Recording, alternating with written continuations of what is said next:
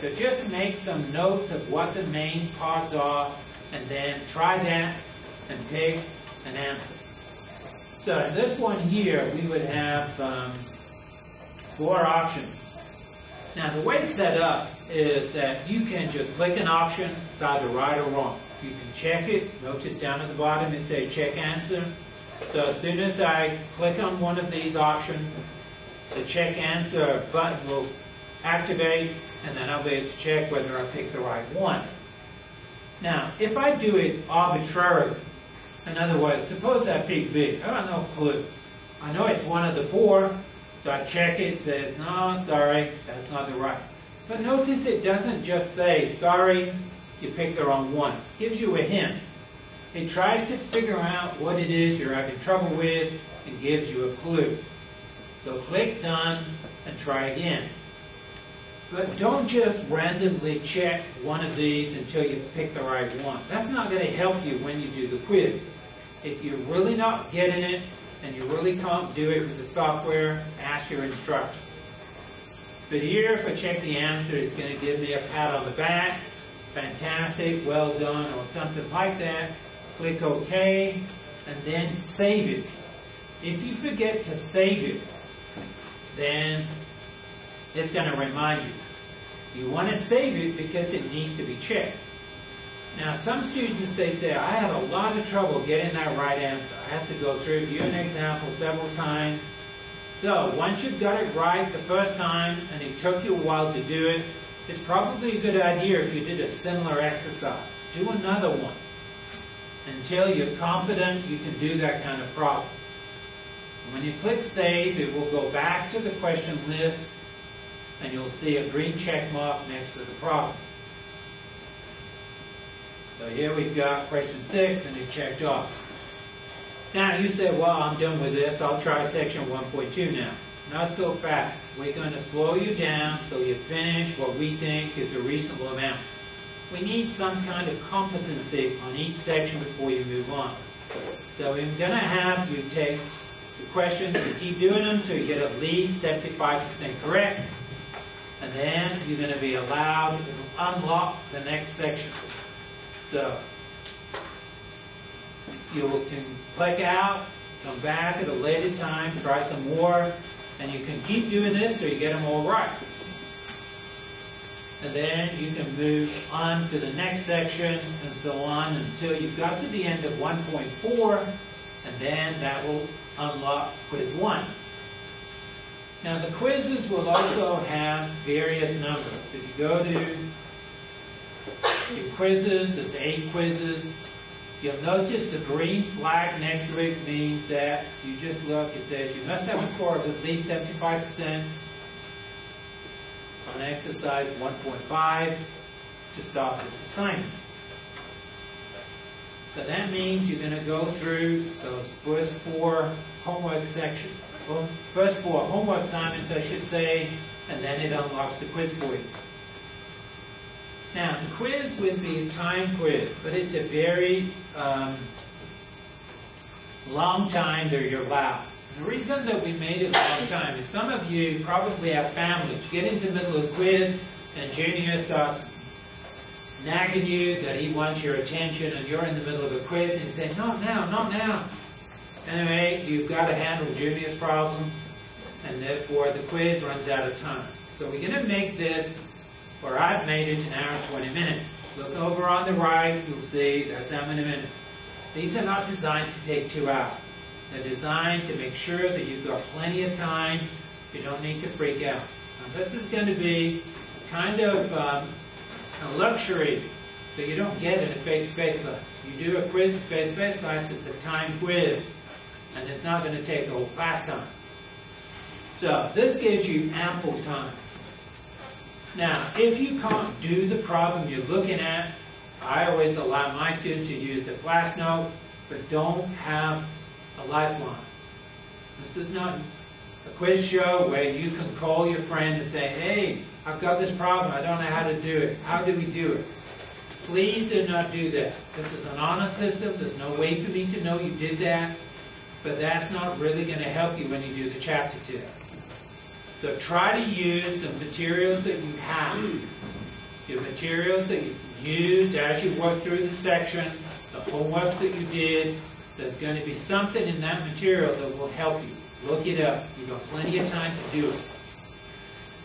Now, Friendswood, I didn't know this, but Friendswood always has power outages from time to time where nobody else does. And these people that had a power outage, it was legitimate. So what happens if power goes out?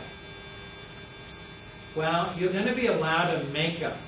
That means you can take the quiz again. The upside of that is it wasn't intended to give you a retake. It was intended if something really goes wrong, you're going to be allowed to do it again. So, if that happens, sometimes students click on stuff, they really don't know what they're doing yet. They click on quiz 1, they didn't really mean to, they're just clicking around. They see quizzes, let's take a look at what quizzes look like. They didn't mean to do the quiz. If you exit, it's not going to allow you to click on the quiz again. Your instructor must enable the quiz. But remember, if you open the quiz, that's an attempt. So unless you're really meaning to do the quiz, don't open it. Because then you're going to be starting the quiz. Now, when you click on it, it doesn't open the quiz to show you the questions. You still have, if you want to start the quiz, there's still a reminder there. Hey, you really mean to do this? It will give you a reminder. If you haven't finished your homework, it's going to say you're locked out. Sorry. But otherwise, it's a reminder. You really mean to start it, and if yes, go for it. And then, if you don't do well, you at least have a second attempt, which is for those occasions like power outages we don't have any control over. But that's really between you and your instructor. You've got 2 that's built in that you can do. If you don't do well, do it again. But don't get obsessive with it. If you made a 95 on your quiz, you got a really good score, move on. Your quizzes don't count for that much on your test. They're only like 10%, and you've 8 of them. So you've got, a small amount per quiz. Per question, much, much smaller. So don't fret about it. If you got an A on the quiz, you're doing good, move on. Now, once you've done some homeworks and quizzes, you can track your grade by clicking on the next folder in the menu, Gradebook. And it will show you what you've attempted so far. Mr. English will post your chapter test into your gradebook so you'll always have a current average. You don't get a current average until you've done a few homeworks and quizzes, but then you'll start seeing at the top, you move the scroll bar, it'll start showing you, show your overall score. So this is my overall score. I got, on my homework, 28.6%. Because I've only done 2, they're both correct. But you will get an overall average. Once you're into it, it will show you. Now, Mr. English can look at this. He can take a look at what you entered. And will be able to tell how long you spent on that assignment and when was the last time you actually entered it. So remember that there has to be a record that you've been into the system, and you will be able to see when the last time was and when you... Now, you can have your system open for at 10:56 for 18 minutes, and he doesn't know that you're actually doing anything for 18 minutes. You could have opened it, gone to give Junior dinner, come back, and still... So we're not going to be able to tell what you were doing, but we have to know you were at least attempting to do something. So try to keep logging in at least twice a week, and your instructor will track that. Now, you're going to be doing tests in the testing room. I've given you a folder with the testing room out. When is that room open? When do you have access to it? Well, when you look, you see the scroll bar is where it was on the last screen. So if you don't see anything, it may be the scroll bar is too far down. Scroll up, and these are the testing room out. Now you can see it's open in the evening, all day long. But on Friday they close down early. But on Saturday mornings it's open till about 12:50. So that will give you the time that's available. Now we will have tutors available. This is in addition to Mr. English's office hours. But these are typically the time. I'm not sure that these are going to be hold true, but we always try to keep in mind that you are doing an online class, but you may need, or you may ask for, is there a tutor on campus? This is free tutoring that's done in the atrium of the science building, the building over to your right. We have it every morning, Monday through Saturday, and then certain evenings at various times. Now this is a typical schedule. Don't hold me to this. We don't know that this is going to be the case. I think we've got somebody for the morning, Monday through Saturday, but in the evening, we haven't got somebody to go do those time slots yet. But once the tutoring schedule is finalized, Mr. English will put an announcement out for tutoring. We've modified the times or whatever, so you can actually see when somebody's going to be available. Remember, this is in addition to office hours, and it's all free. We have a student there, it's further along. The one in the mornings has almost completed a bachelor's degree in mathematics at U of H. So they're not just student peers here at Palms that have finished college algebra last semester. We tried to make sure they've got a little bit of tutoring experience, and they're further along in the math menu than you are. Now, there is other things, that announcements that you can click on, and these announcements will be general announcements, but the announcements, the most current one, you'll see on the dashboard once you log into your course.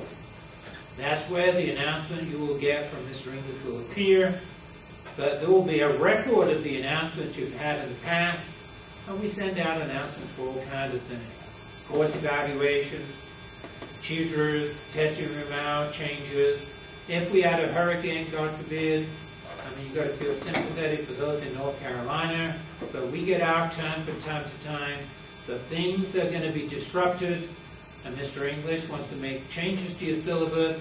He's going to announce it to you. And so keep an eye on those announcements.